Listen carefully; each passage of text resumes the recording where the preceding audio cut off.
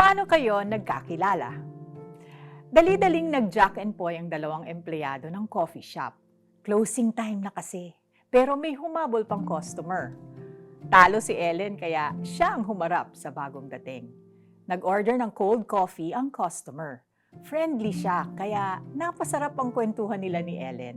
Blessing din pala ang matalo sa Jack and Poy dahil doon nagumpisa ang pagiging mag-close friends ni na Ellen at ng customer. Sa isang summer camp naman, nagtagpo si Laila at si Helen. Pareho silang 10 years old. May dalang Skittles si Helen pero gusto lamang niyang kainin ang kulay red, purple at yellow. Si Laila naman, type niya ang green at orange. Doon nagsimula ang pagiging BFF nila, halos 3 dekada na. Sana all. What if pwede all?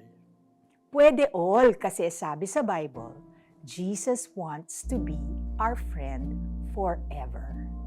He is not only the truest friend, the perfect friend. Isipin mo, ipaparanas niya sa iyo ang kabutihan niyang walang katulad.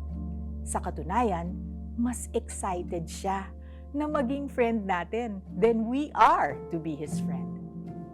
Minsan nga nagdetour si Jesus para lang hinga ng tubig ang isang babae sa may balon na gusto niyang makilala.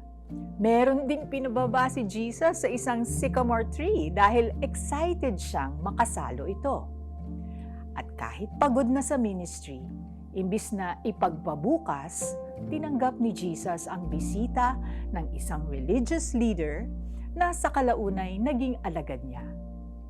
Iba't ibang simula, sari-saring pinagmulan.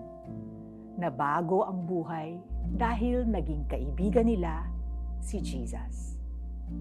Ikaw, paano kayo nagtagpo ni Lord? Kung hindi pa, ready ka na ba? Ready ka na bang maniwala na Jesus wants to be your friend forever? Let's pray. Salamat, Panginoong Jesus. Ikaw ang dakilang Diyos, sovereign ruler of the universe, the Holy One. Yet, you want us, sinners, to be your friend. Draw us closer. Buksan ang aming isipan. Help us know you more. Amen. Paano kayo nagkakilala ni Jesus? Reflect. Meditate on the lyrics of the song, What a Friend We Have in Jesus, and discover what kind of friend He is. Isulat sa journal ang natutunan mo. And as a friend, how can you be more like Him?